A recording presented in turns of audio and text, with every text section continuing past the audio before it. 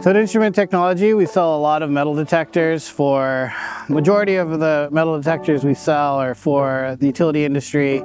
Lots of buried manhole lids, buried valve lids, and whatnot. This is the Vivax Metrotech Vm-880, and it is for buried lids.